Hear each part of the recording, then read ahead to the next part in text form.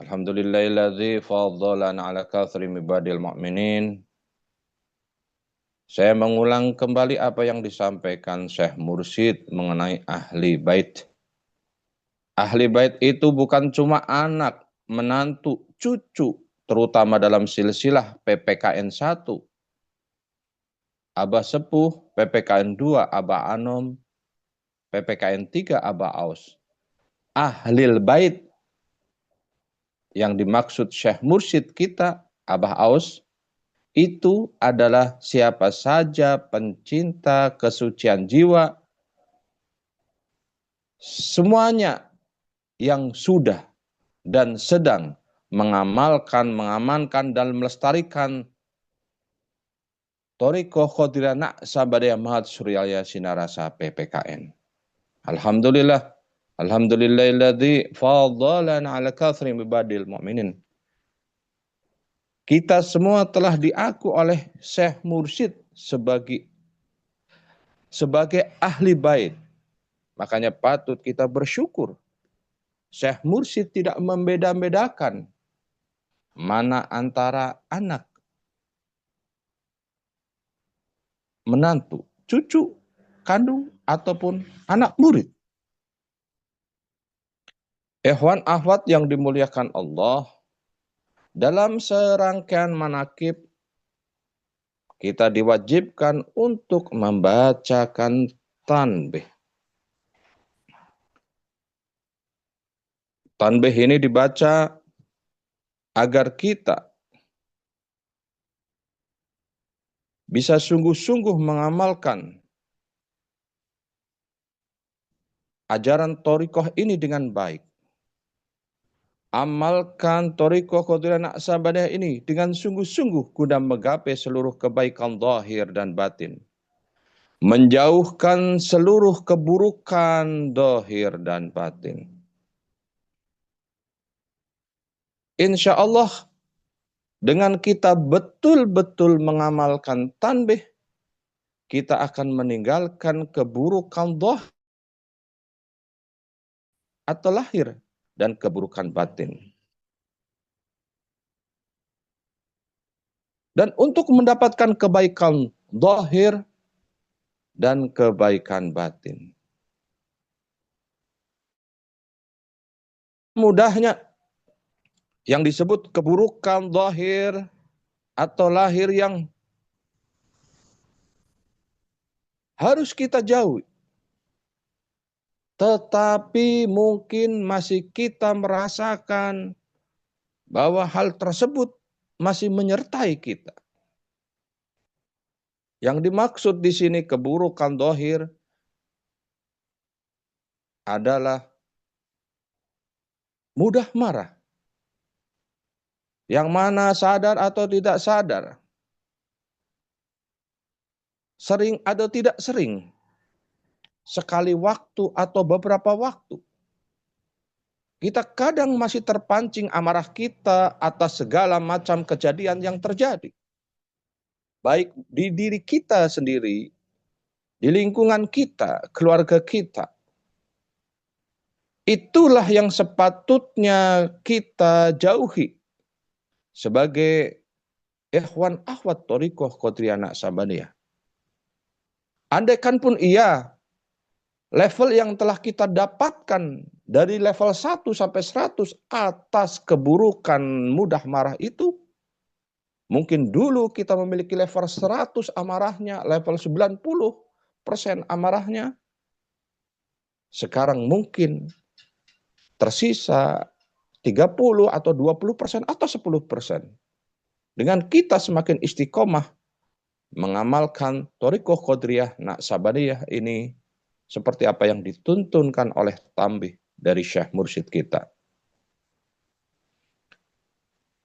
Karena ternyata dengan mudahnya emosi kita muncul, marah kita muncul, kita bisa terhalang untuk dekat dengan Allah. Kita bisa terhalang untuk bisa mengamalkan amalan dengan sebaik-baiknya. Jadi kita harus menjauhi keburukan zahir batin. Yang selanjutnya adalah menghina orang lain. Kita merasa jauh lebih baik daripada orang lain dan kita melakukan hinaan bahwa orang lain jauh lebih buruk daripada kita. Ataupun dengan bujukan hawa nafsu kita masih terbawa memfitnah orang lain. Mungkin hal-hal itu udah kita bisa tinggalkan.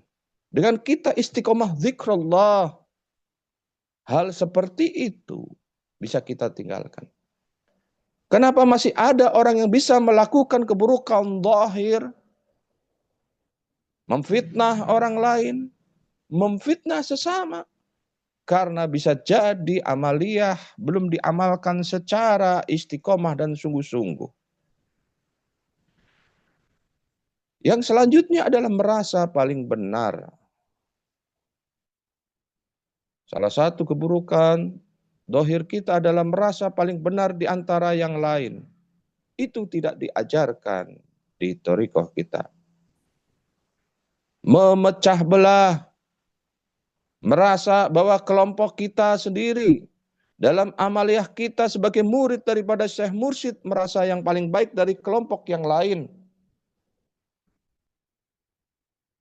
Apakah itu ada dalam komunitas kita? Masih ada. Walaupun itu hal yang memang harus dijauhi.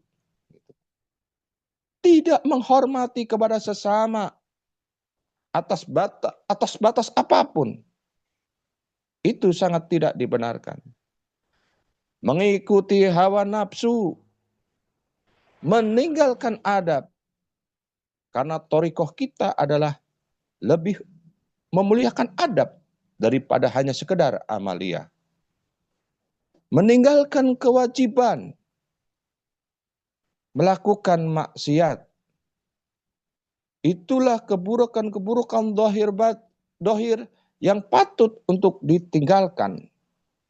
Dengan kita mengamalkan ajaran thariqah kita dengan sungguh-sungguh, insya Allah keburukan zahir atau lahir kita akan bisa hilang. Minimalnya menjadi sangat sedikit sekali. Keburukan zahir dan keburukan batin. Salah satu keburukan batin yang dimaksud di sini yaitu penyakit yang kita harus hindari adalah kerasnya hati kita. Betul-betul kita keras kepala. Mengikuti setan. Apa yang menjadi bisikan dari setan masih diikuti. Dalam segala macam kegiatan. Di saat kita mau manakib, tiba-tiba ada kegiatan yang lain yang sebenarnya tidak begitu penting. Padahal manakibnya pun hanya biasanya dilakukan oleh yang menjalankannya itu sebulan sekali, 2 kali, 3 kali. Tetapi di saat ada manakib, udah diniatkan. Digoda oleh kegiatan yang tidak begitu penting. Contohnya diajak teman-temannya bersepeda. Diajak untuk nonton film dan lain sebagainya. Keburukan batin selanjutnya yang patut dihindari adalah cinta dunia. Bakhil, takabur, sukmah, ria, ujub, hasad, syahwat. Membiarkan syahwat kita dan hawa nafsu. Yang paling patut kita harus jauhi dari keburukan batin ini adalah khoflah, hati kita lupa kepada Allah.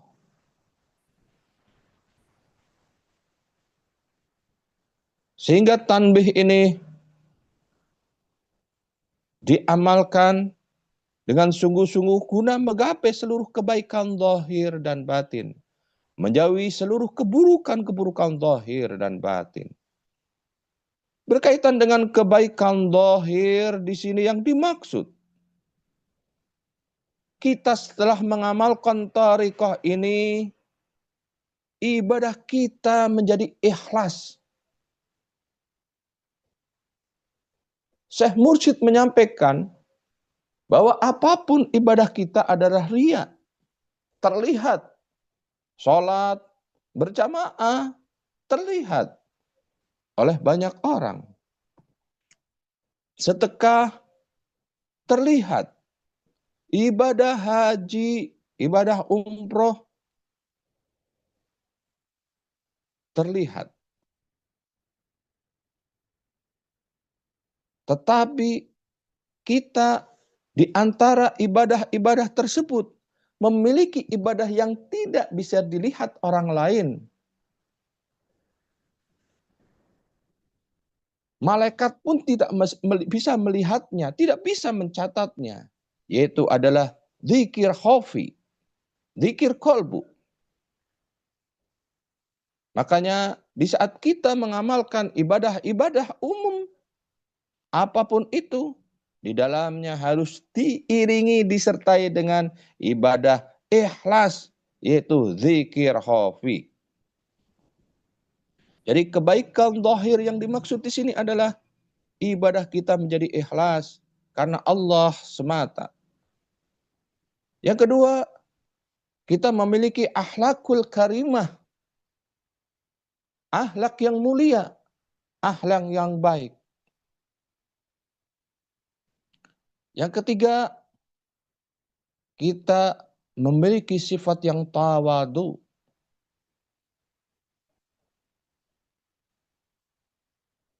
Selanjutnya kita menjadi manusia yang sabar. Banyak di kalangan ikhwan atau akhwat yang dalam memapaki kehidupannya diuji dengan berbagai macam ujian-ujian kehidupan. Terutama yang dirasakan oleh mereka adalah ujian, tantangan dalam bidang ekonomi, dalam bidang keuangan, dalam bidang harta benda yang merasa tidak tercukupi. Disinilah letaknya kita harus menguatkan sabar kita, tetap berusaha dan tawakal kepada Allah Subhanahu wa taala. Yang selanjutnya adalah setelah kita mengamalkan thariqah ini, kita akan memiliki sifat ahli syukur. Sering bersyukur atas segala nikmat yang diberikan oleh Allah. Atas ketetapan yang diberikan oleh Allah, apapun itu. Kita bersyukur. Kita menjadi pandai menjaga lisan kita. Lisan kita banyak dikeluarkan, mengucapkan kalimat tauhid, kalimat la ilaha illallah. Dengan semakin banyak kita mengucapkan kalimat tauhid, maka yang akan terucap dari lisan kita jauh lebih banyak kalimat-kalimat yang baik lainnya. Kita dijaga untuk hidup rukun kepada sesama, kepada siapapun, kepada yang di atas kita, kepada sesama kita ataupun yang di bawah kita. Kita dituntunkan untuk menghormati sesama. Taat kepada agama dan negara. Memberikan manfaat kepada masyarakat. Dan menjadikan manusia jagur bagur. Kebaikan batin yang dimaksud di sini, selain kebaikan zahir, adalah hati selalu hidup ingat kepada Allah. Zikrullah. Hidup hati ini dengan berzikir.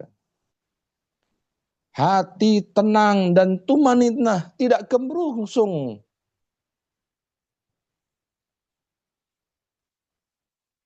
tidak mudah terpancing dengan segala macam kejadian yang ada di depan mata kita.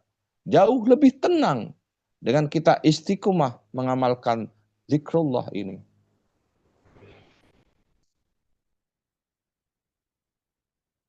Terbukanya hati atau hijab kita, munculnya cahaya iman.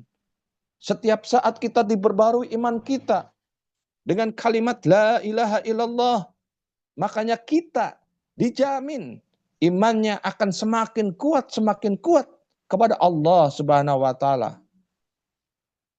Muncul makrifat kepada Allah, semakin cinta kepada Allah, ridha kepada Allah. Hadirnya beberapa hikmah-hikmah dalam kehidupan. Memiliki ilmu yang bersih dan ketauhidan kita semakin kokoh. Alhamdulillah. Alhamdulillahilladzi fadhalana ala katsri ibadil mu'minin. Jadinya kuncinya adalah satu.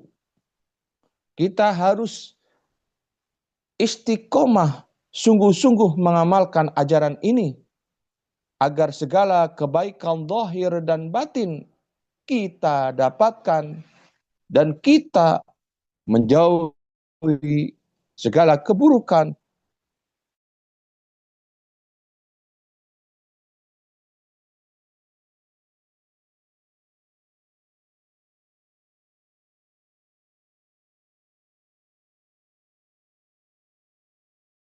Kepada yang telah ikut, kepada yang telah ikut, kepada yang telah ikut Kanjeng Nabi Muhammad sallallahu alaihi wasallam, yaitu Syekh Mursyid fi hadza zaman, Syekh Muhammad Abdul Qadir Syaifullah Maslul Al-Qadri Al-Nasabandi radhiyallahu anhu qaddasa wasirah.